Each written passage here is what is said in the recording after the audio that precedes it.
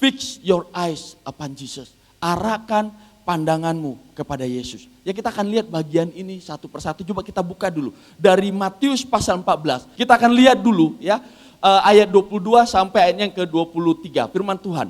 Sesudah itu Yesus segera memerintahkan murid-muridnya naik ke perahu dan mendahuluinya ke seberang. Sementara itu ia menyuruh orang banyak pulang. Dan setelah orang banyak itu disuruhnya pulang, Yesus naik ke atas bukit untuk berdoa seorang diri. Ketika hari sudah malam, ia sendirian di situ. Kalau kita lihat di sini, ya, bagian ini di bawah perikop tentang bagaimana Yesus berjalan di atas air. Ya, saya yakin bahwa kita sering mendengar bahwa gembala kita sudah memberitahukan kepada kita waktu Alkitab itu ditulis. Ya, itu tidak ditulis ya, ini Injil Matius, pasal segini, tidak. Ya, itu dalam bentuk surat, sama seperti saudara nulis surat ya dulu, sekarang ada WA ya, ada email ya. Kalau dulu orang masih, zaman dulu saya yakin di sini banyak bapak-bapak, mama, zaman dulu masih tulis surat. Ya, tulis surat itu kan nyambung, semuanya nyambung seperti itu. Dan kalau kita lihat ya, bagaimana bagian ini Yesus berjalan di atas air, tapi kalau saya lihat di situ juga Yesus mau tunjukkan, bukan hanya dia yang bisa berjalan di atas air. Tetapi kita akan lihat bagaimana Petrus juga bisa jalan di atas air. Kenapa? Karena Yesus mau tunjukkan, kalau dia yang saat ini sudah menangkan segala sesuatu bagi kita, maka hidup kita juga bisa hidup di dalam kemenangan di dalam dia. Dia mau tunjukkan itu kepada kita. Waktu saya baca bagian ini, kalau Yesus dia bisa berjalan di atas air, dan perikop ini kita bisa lihat bukan hanya dia ternyata yang berjalan, tetapi juga Petrus. Dia ingin tunjukkan kalau dia sudah beri kemenangan itu bagi kita, maka kita sebagai anak-anaknya juga bisa berjalan dalam kemenangan demi kemenangan dalam kehidupan kita. Pada saat apa? Pada saat kita menempatkan pandangan kita, fokus kita hanya kepada Yesus. Karena dia ajarkan itu kepada kita. Tapi tertahu dari mana? Kalau kita lihat, ya perikop sebelum perikop ini, itu membahas tentang bagaimana Yesus memberi makan begitu banyak orang. Walaupun di situ dikatakan 5.000 orang yang walaupun kita tahu bahwa itu hanya laki-laki saja, tidak dihitung perempuan, anak-anak, yang mungkin bisa 15 ribuan seperti itu. Ya, tetapi poinnya bagaimana di mujizat itu sendiri, bahkan kalau kita bisa lihat, ya poinnya ya bahwa apa yang mau Yesus ajarkan kepada murid-muridnya itu tentang bagaimana untuk mereka percaya, bersyukur, bergantung, bukan melihat situasi tetapi terus berfokus percaya kepada Dia. Waktu saya lihat itu, iya memang saya sangat terkagum dengan mujizatnya. Saya yakin di sini, siapa di sini yang suka mujizat? Angkat tangan. Atau hanya saya yang suka mujizat? Ya, saya yakin kita semua suka mujizat. Tetapi saya lebih suka, lebih kagum kepada pembuat mujizat itu sendiri. Kepada Yesus itu sendiri. Ya, dan itu yang Yesus mau ajarkan kepada murid-muridnya. Dia tunjukkan mujizat yang dia bisa lakukan, hal besar yang dia bisa lakukan. Dari yang tidak ada, dari sesuatu yang kelihatannya ini sulit bisa terjadi. Dia tunjukkan kepada murid-muridnya. Ya, bisa kasih makan begitu banyaknya orang untuk apa? Supaya mereka percaya kepadanya. Supaya mereka percaya bergantung penuh kepadanya. Dan saya yakin bahwa Tuhan Yesus mau untuk kita percaya dan bergantung penuh kepada Dia. Kepada Tuhan kita, Yesus Kristus. Karena pada saat kita percaya dan bergantung penuh kepada Dia, maka saudara akan melihat hal-hal luar biasa dalam kehidupan saudara dan saya. Amin. Dan apa yang terjadi? Jadi ceritanya setelah kasih makan 5.000 orang, ya, Yesus sudah ajarkan kepada mereka untuk percaya. Akhirnya apa? Akhirnya Tuhan izinkan murid-muridnya untuk masuk ke certain thing atau hal tertentu, situasi tertentu yang saya yakin murid-muridnya tidak suka. Ya, saya yakin tidak suka. Ya, Tuhan izinkan ya mereka untuk datang ke sana untuk menyeberang duluan, dan ada hal yang terjadi sama mereka, nanti kita akan lihat satu persatu ya. Dan di sini kita lihat sudah baca, akhirnya apa? Dia suruh murid-muridnya, setelah dia pelayanan, dia kasih makan 5.000 orang, dia sudah ajarkan kepada murid-muridnya, dia suruh murid-muridnya apa? Pergi ke seberang duluan. Pergi ke seberang. Disuruh murid-muridnya pergi ke seberang, lalu apa yang terjadi? Dia naik ke atas bukit. Dan kita tahu nanti keterusannya kita akan lihat apa yang terjadi waktu mereka menyeberang. Tetapi mungkin ada yang berkata seperti ini, saya tidak tahu ya Bapak Mama, ya tadi kesaksian tadi contohnya begitu luar biasa. Bagaimana hal yang tidak mungkin, yang mustahil, ya yang biasanya orang 4, 5 kali, 6 kali bahkan bisa mengulang, dia bisa tes, bisa lolos tes ujian itu. Sesuatu yang Tuhan kerjakan bagi dia, dan saya yakin banyak hal yang Tuhan mau kerjakan bagi saudara dan saya. Bagi murid-muridnya, bagi anak-anaknya. Seperti itu. Walaupun terkadang kita sebagai anak-anaknya ada yang tanya gini, Kak Peter, bagaimana kita sudah jadi anak-anaknya kok kadang situasi sulit. Saya nggak tahu situasi apa yang saat ini saudara alami, pergumulan apa yang saat ini saudara alami. Saya tidak tahu itu waktu saudara datang dari rumah, pergumulan atau apa yang saudara bawa ke tempat ini, yang saudara yakin Tuhan mau kerjakan dalam kehidupan saudara, saya tidak tahu itu apa. Ya, seperti itu. Tetapi kalau situasi itu datang pun, Tuhan izinkan untuk apa? Untuk menyatakan karyanya yang begitu luar biasa. Keajaibannya yang begitu luar biasa. Kak Peter tahu dari mana? Kisah tentang bagaimana Daud. Ya, bagaimana Daud dipilih menjadi raja, diurapi menjadi raja oleh Samuel. Yang waktu Samuel urapi dia, ya tidak ada yang tahu. Tidak ada yang tahu, hanya keluarganya, ya Samuel sendiri dan keluarganya, bapak mamanya yang tahu bahwa dia diurapi menjadi raja menggantikan Saul. Ya. Tetapi waktu dia yang adalah Daud, yang adalah kita tahu bahwa dia dikasihi oleh Tuhan. Ya, dia dikasihi oleh Tuhan, dia dipilih karena nama Daud sendiri artinya yang dikasihi. Lalu kenapa orang yang dikasihi, dia masih harus Tuhan izinkan berhadapan dengan Daud, dengan Goliat? Betul tidak? Dia harus menghadapi Goliat di dalam kehidupannya. Kenapa Tuhan izinkan? Karena Goliat sendiri Tuhan izinkan. Untuk apa? Untuk menyatakan, untuk mengungkapkan siapa Daud di depan banyak mata orang. Karena arti nama Goliat adalah pengungkapan, diungkapkan. Jadi di dalam kehidupan kita terkadang kita masuk ke dalam certain thing, hal tertentu yang mungkin kita kayaknya nggak suka. Ya, saya nggak yakin bahwa Goliat ya Daud waktu dia menghadapi Goliat ya, walaupun dia punya iman yang begitu luar biasa, dia tahu bahwa bukan dia tetapi Tuhan yang akan mengalahkan Goliat. Dia tidak membawa dirinya. Sama dalam kehidupan kita. Ya, percayalah bahwa kalau kita masuk dalam hal tertentu yang situasinya nggak enak bagi kita, fokus kita jangan diri kita, tapi kepada Tuhan. Untuk apa? Supaya Tuhan menyatakan dirinya dalam setiap situasi kita, supaya orang lihat bahwa kita adalah anak-anak yang dikasihi oleh Tuhan. Jemaat di dua sisi adalah anak-anak yang dikasihi oleh Tuhan. Amin. Kak Peter buktinya dari mana? Kesaksian yang masuk, Bapak Mama Saudara. Kak Ika tadi sudah bagikan, sampai kewalahan, terima kesaksian sampai kewalahan. Artinya apa? Artinya begitu banyak hal mujizat yang Tuhan kerjakan kepada jemaat kita di dua sisi. Amin. Banyak hal yang Tuhan kerjakan dan saya yakin bukan hanya kepada yang memberikan kesaksian, tapi kepada saudara yang duduk di tempat ini. Akan banyak hal yang Tuhan akan kerjakan. Apa yang kita bisa lihat di sini? Kita akan lihat pelan-pelan di sini. Dikatakan apa? Lalu Yesus menyuruh murid-muridnya naik perahu, mendahulunya, ingat ya, mendahulunya ke seberang disuruh ya. Mereka mau menyeberang. Ya, bukan mau menyelam di sini ya.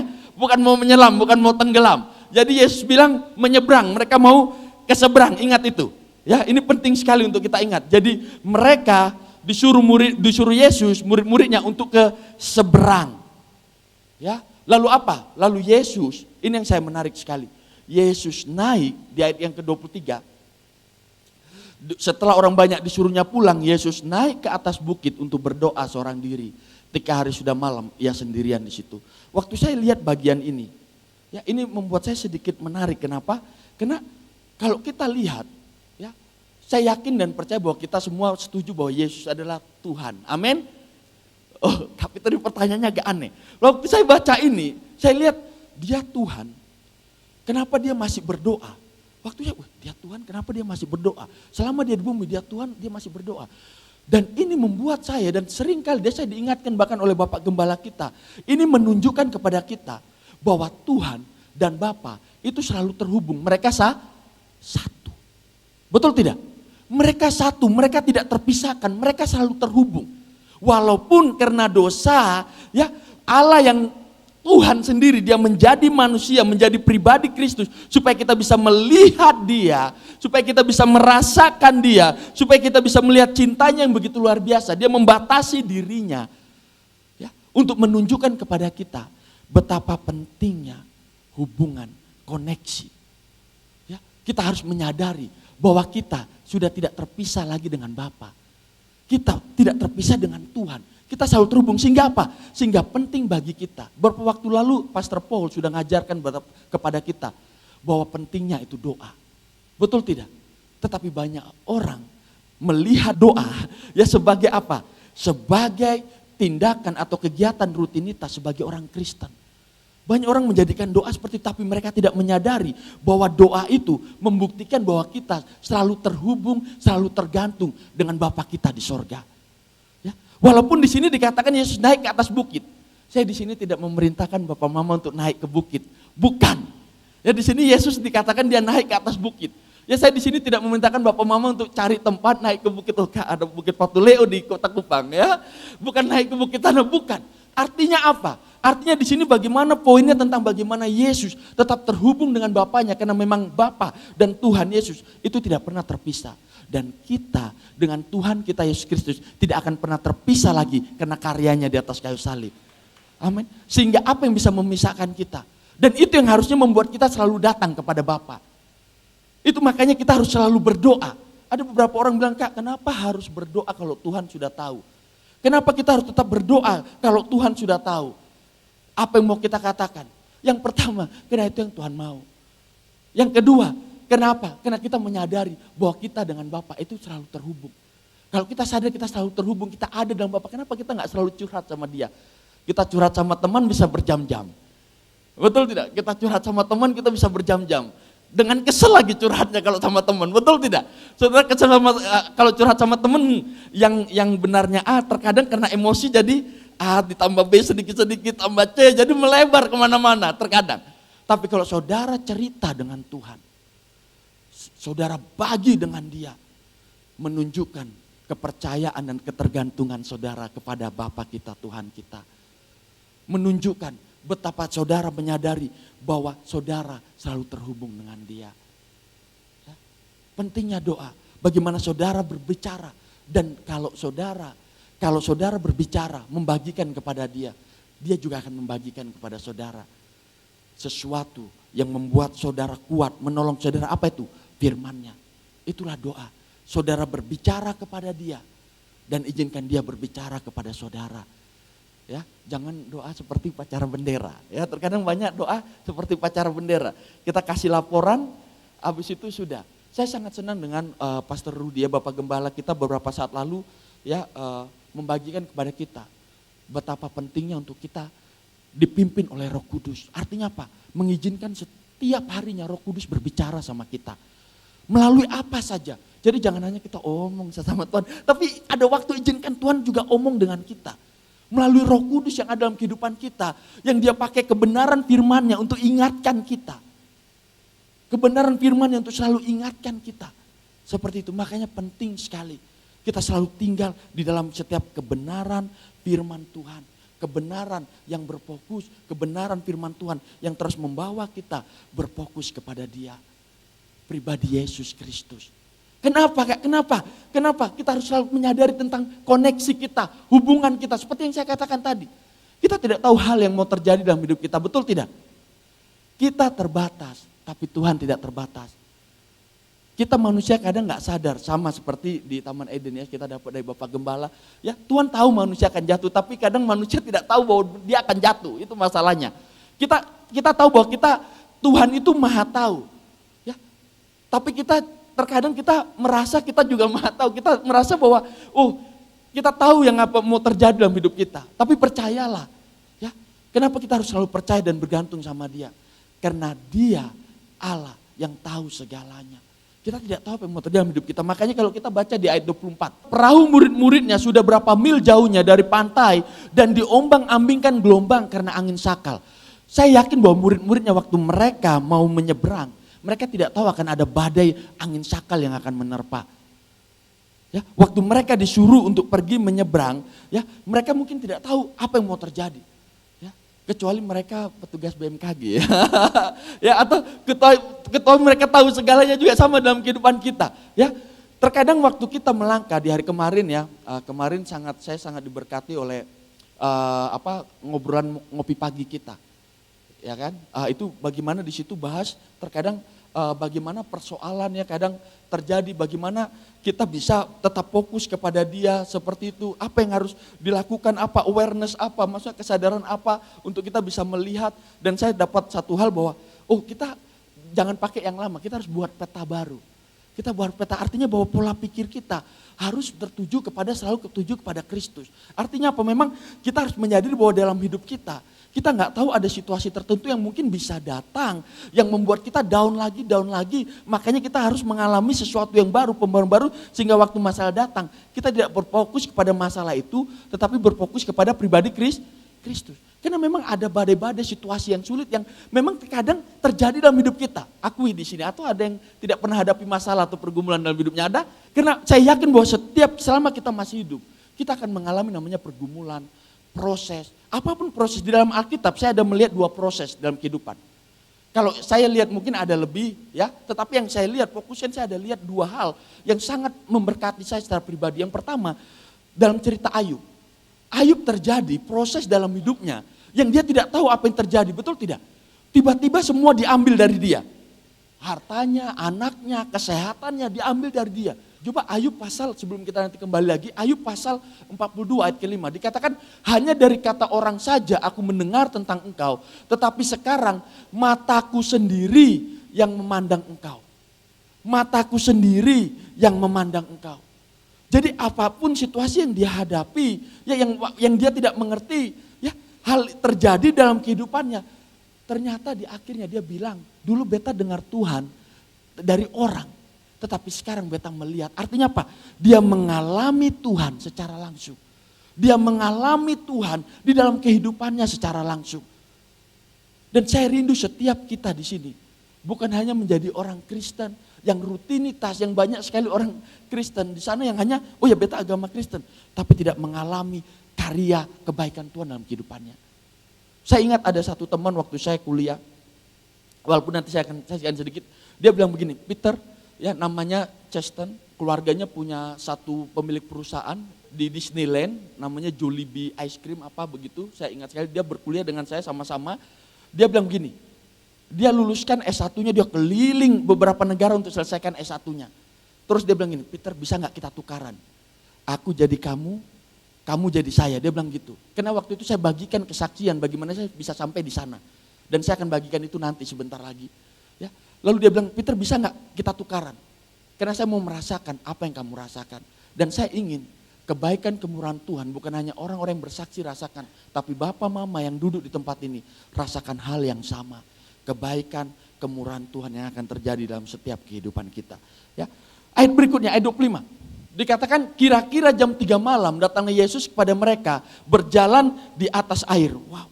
Jadi di sini waktu mereka sudah diombang-ambingkan gelombang angin sakal yang begitu besar. Lalu Yesus berjalan. Yesus berjalan kepada mereka. Saya teringat satu bagian Alkitab, saya akan katakan saja, ada satu firman Tuhan bilang, I will never leave nor forsake you. Alkitab itu bilang, I will never leave nor forsake you. Aku tidak akan pernah membiarkan dan meninggalkan engkau. Aku tidak pernah membiarkan dan meninggalkan engkau. Artinya, ya terkadang walaupun kita masuk dalam certain thing atau situasi tertentu dalam setiap kehidupan kita, percayalah, ingatlah bahwa Allah tidak pernah meninggalkan kita. Kenapa? Kenapa kita sadar akan identiti kita, siapa kita. Kita tahu bahwa kita selalu ada di dalam Kristus. Dan Kristus ada dalam kita. Sehingga badai apapun situasi itu tidak bisa menggoncangkan kita. Walaupun kalau kita lihat di ayat 26. Ya, di ayat 26 di sini dikatakan seperti ini. Ketika murid-muridnya melihat dia berjalan di atas air. Mereka terkejut dan berseru. Itu hantu. Lalu berteriak-teriak karena takut. Itu siapa di sini yang masih takut hantu? Angkat tangan. Loh, ini pertanyaannya konyol lagi nih. Siapa yang takut hantu? Tidak ada ya, puji Tuhan, puji Tuhan. Tidak ada atau tidak ngaku ini. Ya saya berharap kita yakin bahwa kita dalam Tuhan, Roh Kudus ada dalam kita, kuasa kita lebih besar dari itu. Tapi percayalah, kalau saudara pun yang masih, jangan merasa terintimidasi. Kenapa? Murid-muridnya aja berteriak, itu hantu. Perhatikan, ya, ketika murid-muridnya melihat dia berjalan di atas, mereka terkejut dan berseru, itu hantu. Yang mereka aja bisa terkejut, wah itu hantu, ya seperti itu. Ya. Seperti itu murid-muridnya Tuhan Yesus. Jadi kalau saudara terkejut di gelap-gelap itu hantu, ya jangan terintimidasi. Ya saudara bisa ingat siapa saudara di dalam Tuhan ya. Tapi yang menarik adalah di sini bahwa ketakutan mereka karena apa yang mereka alami. Yesus datang, mereka pikir itu hantu. Ya walaupun memang gelap pada waktu kita harus lihat situasinya juga. Ya seperti itu. Tapi kalau kita bisa bawa dalam kehidupan kita sehari-hari, kita kalau boleh terbuka dan jujur, sering kali terkadang kita lebih memandang masalah itu lebih besar dari Tuhan kita. Sehingga kita tidak bisa melihat pertolongannya waktu dia datang kepada kita. Ya, waktu pertolongan itu datang sama kita, kita tidak bisa lihat itu kenapa. Ya, karena kita lebih membesarkan persoalan, fokus kita bukan kepada Tuhan, bukan arahkan pandangan kita kepada Kristus, tapi kita pandangkan kepada hal ini. Ya, dan kalau itu terjadi, apa yang harus kita lakukan? Kita ingat ini. Ayat berikutnya. Ini yang saya ingin bagikan kepada kita. Tetapi segera Yesus berkata kepada mereka, tenanglah, aku ini. Suara Yesus yang murid-muridnya dengar bilang, tenanglah aku ini. Bapak mama, saudara-saudari terkasih dalam Tuhan. Kalau saya yang bilang jangan takut, saudara harus takut, percayalah. Karena saya manusia biasa. Tapi kalau Tuhan yang bilang jangan takut, yang menciptakan segalanya, Allah yang olehnya semuanya jadi dikatakan. Tanpa dia tidak ada segala sesuatu yang jadi. Ingat, segala sesuatu. Tanpa Kristus tidak ada segala sesuatu yang jadi. Jadi artinya segala sesuatu yang terjadi itu melalui dia. Dan yang melalui dia segala sesuatu terjadi ini berkata, become, tenanglah, this I am. Aku ini. Wow, kata aku ini. Ya, dia bilang jangan takut, aku ini. Apa yang terjadi? Murid-muridnya dengar firman yang keluar dari mulut Yesus, tenanglah, aku ini. Kata aku ini di dalam bahasa Inggrisnya itu memakai kata I am. Saya yakin bahwa kita sering dengar, wah I am.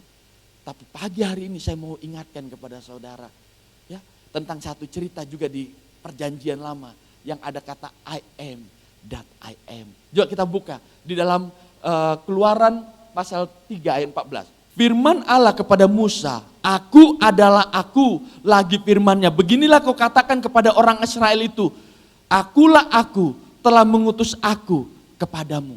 Ya jadi ini ceritanya, ya. Saya akan bahas sedikit di sini.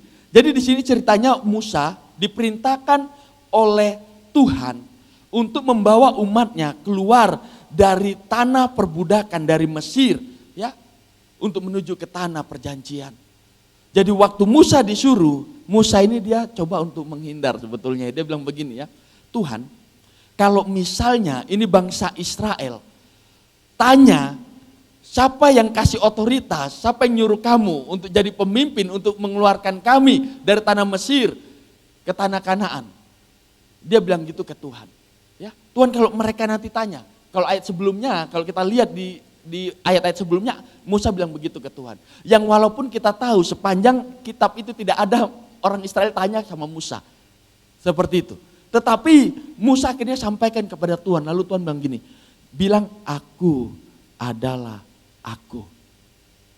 Aku adalah aku. Ya, coba bayangkan ya saudara, ya, saudara baru pertama kali kenalan kepada saya. Ya contoh ya, lah Yosef bilang begini, kakak namanya siapa? Oh saya adalah saya. Ini lah Yosef akan bilang gini, ini kakak ini sentimen ini sama saya, ini ada masalah apa dia sama saya, kok aku adalah aku ini bagaimana? Saya adalah saya. Sampai akhirnya waktu saya melihat 1500 tahun kemudian dari ayat ini ada. Di perjanjian baru ada yang isi itu blank. Aku adalah titik-titik. Sampai pribadi Kristus bilang, aku adalah jalan, kebenaran, dan hidup. Akulah pintu, akulah pokok anggur, akulah air kehidupan. Yang Yesus mau katakan, akulah segalanya, apapun, dimanapun, dan kapanpun, aku adalah. Kenapa? Karena dari perjanjian lama sampai perjanjian baru dia selalu pakai kata I am. Dia selalu pakai kata I am, ya. Di dalam bahasa Inggris itu yang membuat kita sangat clear ya, jelas. Mana past tense, mana present tense, ya mana continuous tense, mana future tense, sangat jelas di situ. Ya, dia nggak bilang I will be, I'm gonna be, I was. Dia nggak bilang aku akan, aku sudah, tapi dia selalu bilang I am. Kenapa? Karena memang dia adalah segala sesuatu yang kita butuhkan kapanpun, dimanapun, dan apapun itu, dia adalah. Itu yang kita harus sadari. Jadi apa saat ini pergumulan bapak, mama, kakak, saudara, saudari semua di dalam Tuhan. Yang saat ini kita gumuli, yang kita bawa kepada Tuhan.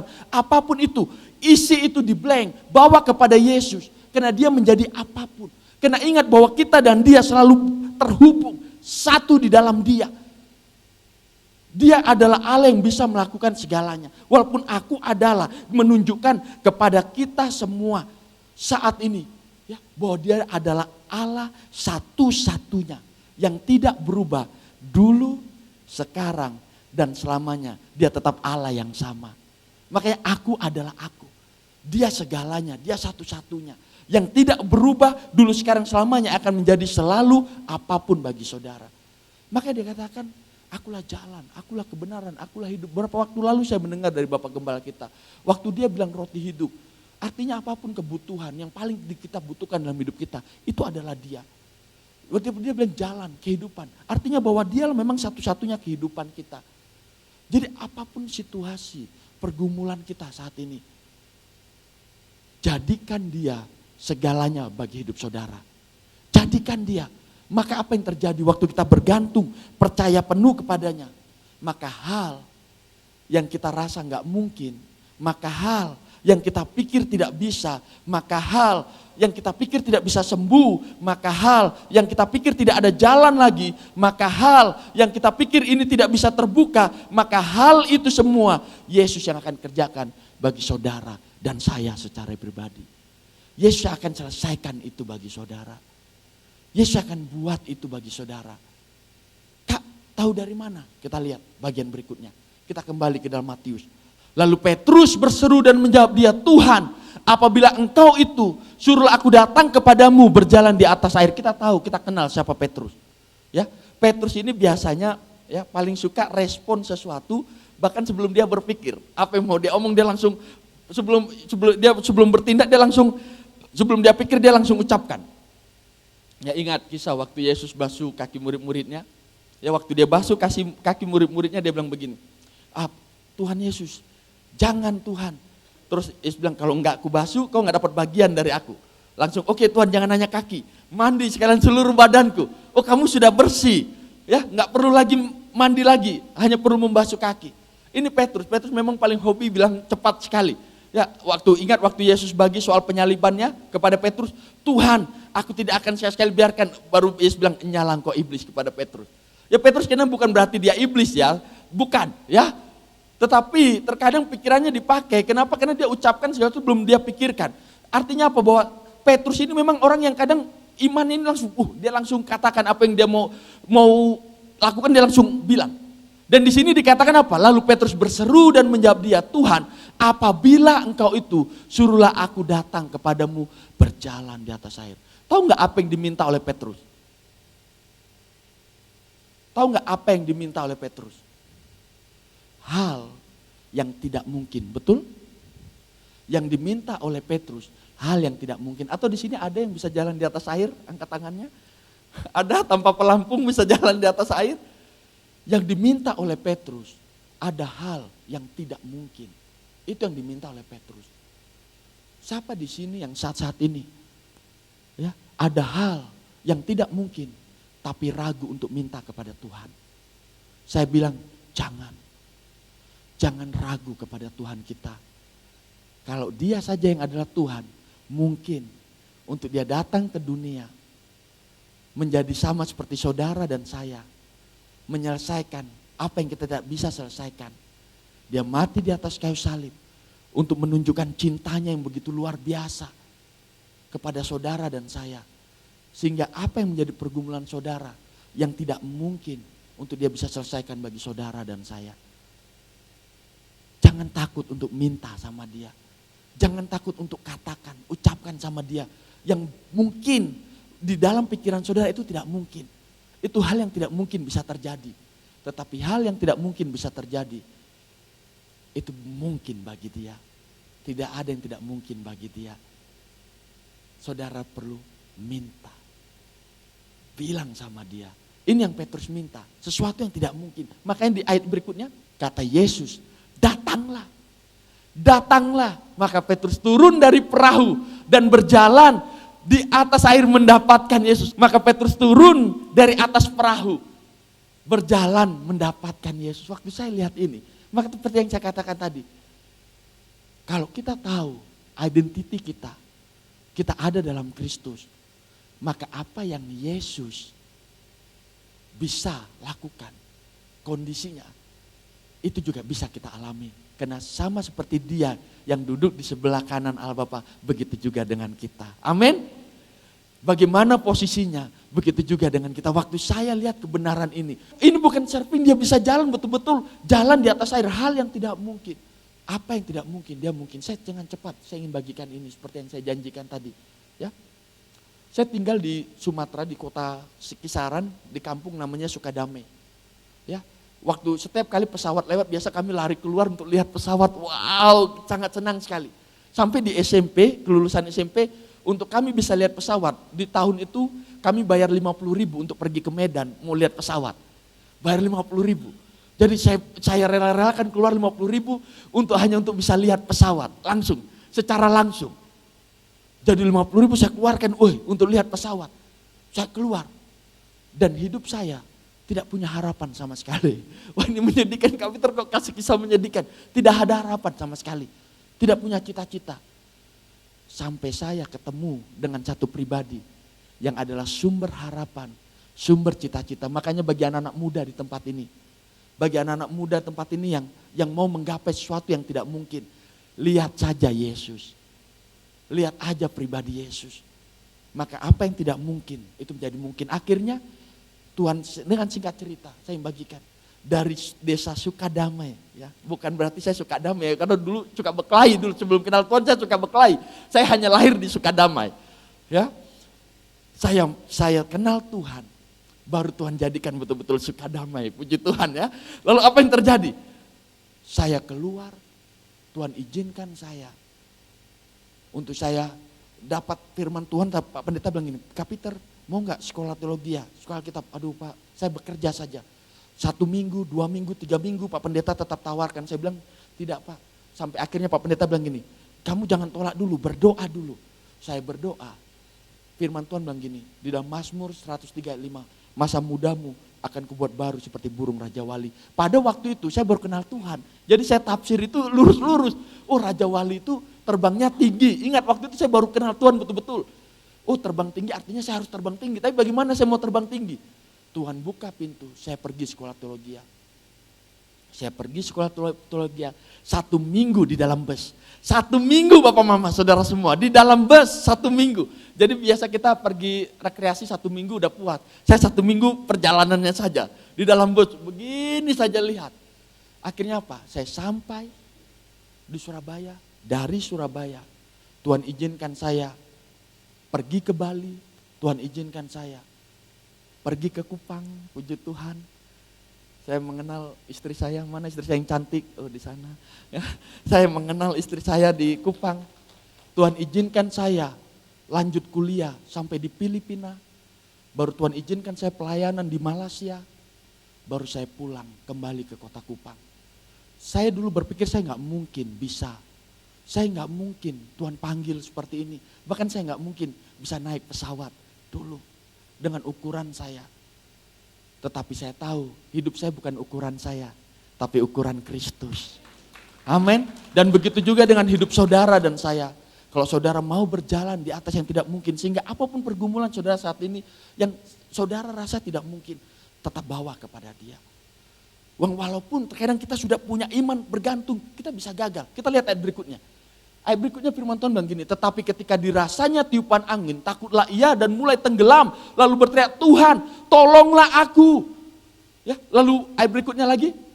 Segera Yesus mengulurkan tangannya memegang dia. Dan berkata, hai orang yang kurang percaya, mengapa engkau bimbang? Petrus, Dia sudah bergantung, dia percaya, dia dengar firman, dia ikuti firman. Dia datang, dia berjalan, dia mungkin, tapi dia bisa gagal.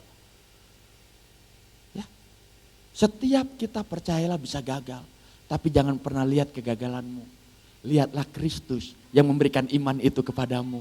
Sehingga apa? Waktu Petrus tenggelam, dia bisa saja alingkan pandangannya kepada badai, fokus kepada yang lain. Tapi Yesus tidak pernah mengalingkan pandangannya daripada Petrus. Dia selalu tertuju kepada Petrus dan mata Tuhan selalu tertuju pada saudara dan saya. Dia selalu melihat saudara, bahkan di dalam kejatuhan saudara, kegagalan saudara akan melihat. Dan ini hal yang menarik, yang sangat memberkati saya.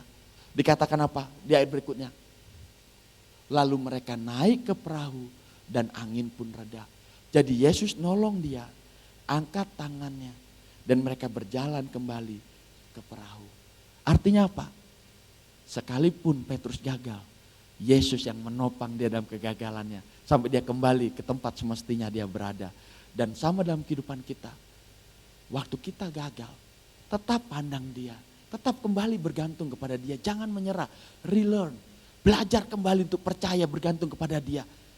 Jangan putus asa. Kalau kita saja tidak menyerah untuk sesuatu yang salah, kita terbuka saja. Kalau kita saja kadang gak mau menyerah untuk kelemahan kita. Aduh Kak, kok beta terus lakukan ini. Kok beta gak mau tapi beta terus lakukan. Terkadang kalau kita aja gak nyerah sama itu. Kenapa kita mau menyerah untuk terus bergantung dan percaya kepada dia. Untuk terus kembali belajar mempercayakan hidup kita sepenuhnya kepada dia. Maka pada saat mujizat, pada saat hal yang luar biasa itu terjadi dalam kehidupan saudara. Maka nama Tuhan yang akan dipermuliakan. Coba kita lihat bagian terakhir, 33. Dan orang-orang yang ada di perahu menyembah dia katanya, sesungguhnya engkau anak Allah. Nama Allah pada akhirnya akan dipermuliakan melalui kehidupan saudara dan saya. Pada saat apa? Pada saat kita terus bergantung dan percaya kepada dia. Saya undang tim musik untuk maju depan dan saya serahkan.